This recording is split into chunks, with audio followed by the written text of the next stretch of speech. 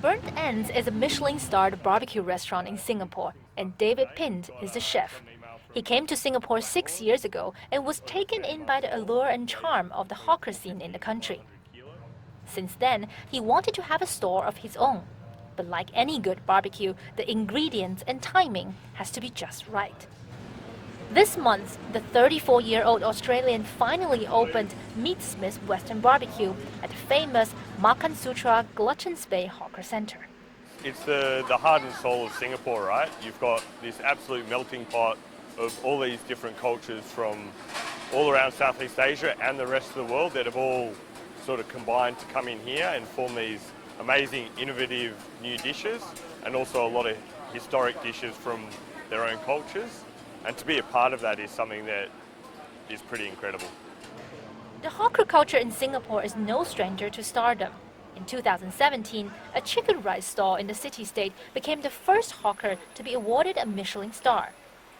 The hawker culture also found international stage last year on the Hollywood film Crazy Rich Asians.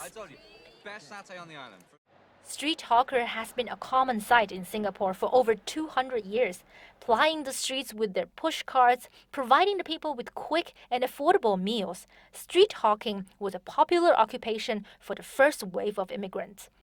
Around the 1960s, authorities decided to gather roving street hawkers into hubs with proper sanitation and amenities. The first hawker centers were born. Hawker food became an essential part of the country's culture. At the beginning, it represented a melting pot of the four races in Singapore, with stalls selling Malay, Chinese, Indian, and Eurasian food. But like Singapore, the hawker culture has evolved into a more international spread. It is common now to find food from other countries like Vietnam, Thailand, China, or Japan, the new wave of immigrants. Even hipster stalls that sell craft beer are frothing with customers. Opened in 2015, Third Culture Brewing is one of the few craft beer hawker stalls in Singapore. The Singaporean owners say that the hawker scene is starting to welcome new flavors.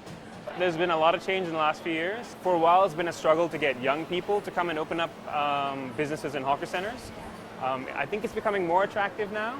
Also, the crowd has changed a lot.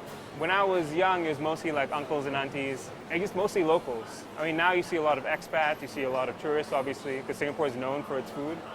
It's obvious that more things are brewing in the Lion City's hawker scene, and it's not surprising why. The hawker culture, which is a unique blend of the country's immigration policy and the people's love for food, is baked into the nation's identity. All these factors will play a key role to the Republic's UNESCO bid in the coming months.